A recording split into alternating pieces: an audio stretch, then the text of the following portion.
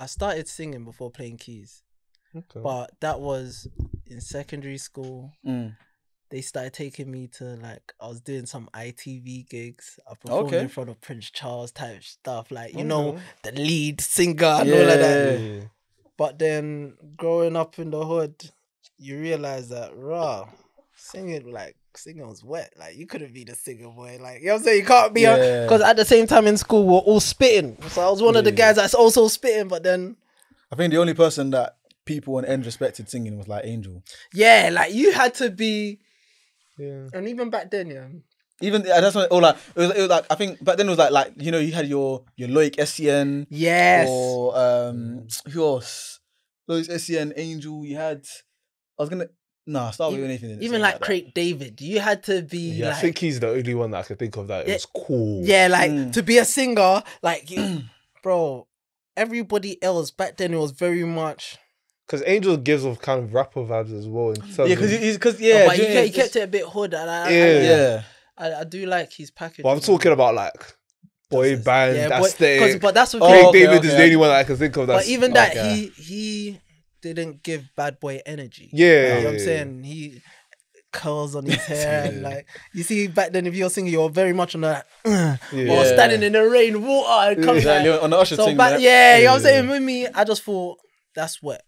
That's the honest truth. So I kind of pushed back on the singing, but I knew I love music, and then that's when church come in, and I realized that E-drums, you know E-drums, man. Yeah. E-drums come, and I'll be real, it was a big source and light of why I said I want to learn keyboard. Yeah.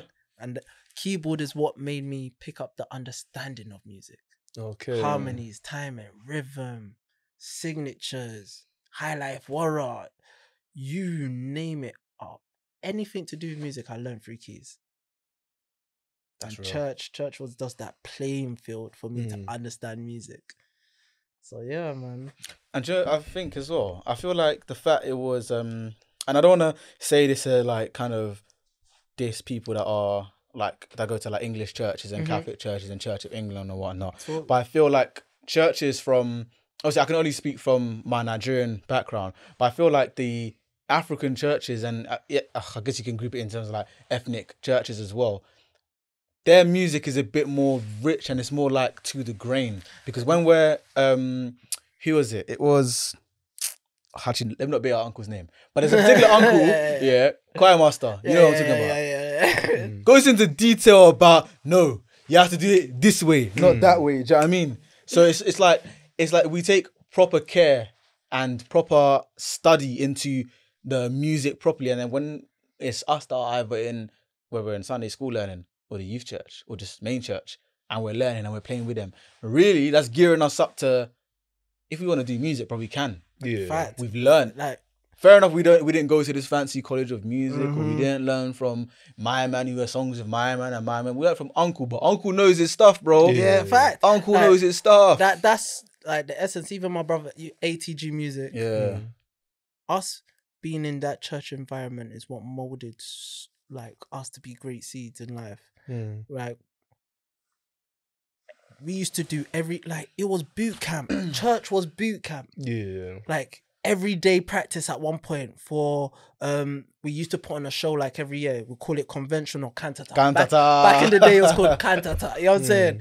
Every overnight rehearsals were like 10, 12, bro, 13, literally. 14, like just music. After Sunday service, practice. Saturday, practice. Like, you know what I'm saying? Then there was times that will come in Friday. Like, it was so... The environment is what... And again, the strictness of if there was a mistake, we're playing something and don't start again. Exactly. There was no room. They never embraced failure. If somebody was playing drums and you weren't playing the rhythm that needed, off you on. Word. That's and why even with African drums, bro. Like you need. I'm not even talking about just normal drums. I'm talking about even like talking drum as well. But going back to what I was saying in the beginning is my environment. You see, I didn't go Nigeria. The first time I went Nigeria was in 2016. I was already by then. I was already singing songs and I'm putting Yoruba in it. My environment, church, being around Africans, being around the music, being around the tumba, the gogon, the drums, the alujo, even the style of singing, because there's a lot of twirls and there's a lot of techniques that Africans use when they sing, innit? Yep. Bro, that's my environment I was just picking up from. Like, realistically, I was born in the hood, raised in the hood. I ain't been Nigeria, but I felt like I was part of them based off my environment. And I hear that because I feel like people kind of, I don't want to say neglect the fact that not everyone is, because you know how, for example, like you said, the first time you were at Niger was 2016. For other people, it was a thing where maybe they were born in Niger and then came here when they were like 5 or 6. A lot of people thought that was my story. Exactly. And it just goes to show, it's like, even me, the first time I went Niger, I think was like 08, maybe, as a small boy. Yeah. But I can say that at least, you know what I mean, when I was there, I obviously there's things that I didn't realise that I picked up on until like now. Or things that I'm thinking are normal in my house. And then when I'm going outside, I'm even talking to other people that are Nigerian. They're like, what? Or like, you know, like our schisms and our isms and all of that sort of, like just even the little bits of pidgin and the, do you know what I mean? Bro, I did this to a Nigerian the other day. They didn't know what I was doing. Yeah, they're thinking, I was stunned. I was like, you sure? What's good? What's going on over here, buddy? Nah, man. But yeah, no, it's just crazy. Being like, even my experience in Nigeria, that's a story for another day. But my experience in Nigeria made me realize that, one, we don't hustle hard enough here, and we take a lot of things for granted. I used to go around saying, bro, I'm bougie, bro. You can't see me on a red bus. Like, bun that. Like, red bus. I used to say public transport. I went Nigeria. Oh my. Yeah, the public transport is. Ojo 100 night. Bro, you realize that the red bus we have that has AC and has individual seats. Yeah. That you have even an oyster to tap. Bam, bam, bam. Exactly. It's a luxury. Yeah, the whole system is a lot. Like, there's people that are really in the trenches. Even when you think about people that are gala by the streets, bro. Mopo, or Okada, or like you, bro. It's serious. And you know, that's one thing that I can say that I actually love about my heritage, and the fact that we're hardworking people, bro. Like, even when you were talking about it, from, because I was never in the choir or music for church. I'll be so real with you. I was there, but like, I might take a young piano lesson here and there with uncle, but I'm not involved like that in it. Yeah. But at least that I can say that sort of hard working. I know, like, you have to be the best, and do you know what I mean? A isn't good enough. A+ is what you want. A star is what you want. Do you know what I mean? That sort of, I don't know what you call it. That sort of drive, that push, that pressure. Yeah, like we live in a world though, and this is where I feel like we live in a world where people prioritize their comfortability, and nobody understands that a lot of growth happens outside being comfortable. Like, do you know how many times I've told myself I hate playing keys and I never want to play keys again? Even me being an artist, do you know how many times I felt discouraged and felt like, I want to stop all of this? Like, but again, going back down to the seeds, you have to feel uncomfortable for more to come out.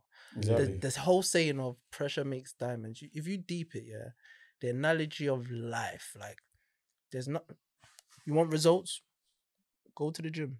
You have to sweat. Going to the gym feels ugly. Nobody says, my body aches. I love this. Like, you know what I'm saying? It feels, pregnancy. You want a child? That push is going to be ugly. Nobody wants to embrace the ugly no more. They're gonna be saying, "Oh my gosh, how dare you say that? Or how dare you make me feel like that? Or you're not taking into account how I feel." How God's designed life, in my humble opinion, I don't want to go with scripture at that. No, you can. Go on. It's like Psalm 23. Even though I walk through the valley of the shadow of death, I fear no evil, for your staff and your rod comforts me. Why is that so deep? God didn't say, even though you walk around, or even though I'm going to prevent you from seeing the valley, you have to go through it. And then the reason why it's even more sad, God actually paints a picture of how it's going to look like when you're going through something. He said, your rod and your staff comfort me. That is just clanks on the ground. But your whole visionary is gonna be like, this is the valley of the shadow of death. But the only sign you're gonna get from God is just the rod and stuff. And if you know the whole ideology of like a shepherd, how he leads the sheep, they need the rod and the staff to know this is where my shepherd is at. And just even going into the imagery of that. It's not the valley of death. It's the valley of the shadow. Yeah. You can't even see it. You can't even see it, bro. And imagine the light you're craving for is a sound, and it's a small, subtle sound.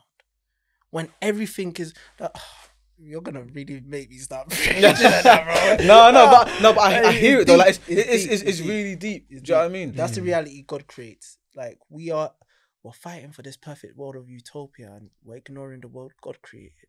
God wants us to, like, last thing I'll say, God said that even Jesus Christ had to suffer to learn obedience. Like, that says a lot. Facts. That's his own son.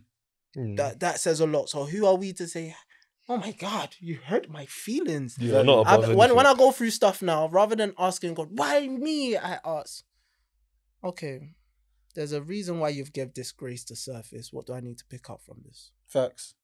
Full stop. Okay, now we're done. Nah,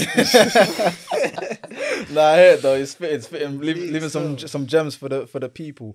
But I want to ask you, because you kind of did touch on this before, very briefly. But you know, for people that don't know your music, you've worked with the likes of Oxlade, with Afrobeat, with ATG, Charlie. This is just a couple that I'm just. Do you know what I mean? I wanted to ask you, that relationship you have with ATG and the music that it comes with. Do you think that is like? Do you think the fact that you guys obviously grew together is the thing that makes you guys just like? Yeah. It's like Ruby and Robin on the wings whenever the. Do you know what I mean? Like when you hear it, it's like, but it just makes sense. Did you know the honest truth is a lot of my career, like a lot of times in my career, different stages, people's heard me and ATG's work and they've told me, yo, you and this guy make music together. It's like being a gangster romancer. You have to understand your partner to be effective. Me and ATG grew up together, so we have a level of understanding. I know what he's likely to do. He knows where I'm likely to go. It's easy to know how to complement each other, and it's easy to know how to push each other, know when we're expecting more from each other. Where we've grew up, it's just easy to say, I don't like this verse, or hey, I'm not feeling this beat, bro. This beat doesn't feel like it's for me. But at the same time, our level of hard work and creativity is, we've learned to make the best out of every worst situation. Going back to church, we had a lot of aunties that were white cat singing. But us as the instrumentalists, we needed to find the perfect balance on how can we make the instruments make this song sound sick. Exactly. So we've learned, that's why more times we look at ourselves as kind of like aliens. Give us anything, we'll be able to work with it. Give me a rock song, I'm telling you I can make a hit.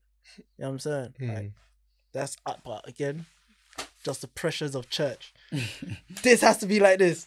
No, do this. You create this. So and you can say that that's rubbed off on you in terms of the way that you work outside of church. Like, do you know what I mean? And I was gonna say, what is it like recording and so on? And the thing is, see, I was gonna try to get him on it, but I don't want to say this because he's not here. But with Charlie, guys like that, subscribe to the channel and turn on notifications to keep up to date with all of our releases. And tune into the whole episode now on Spotify and Apple.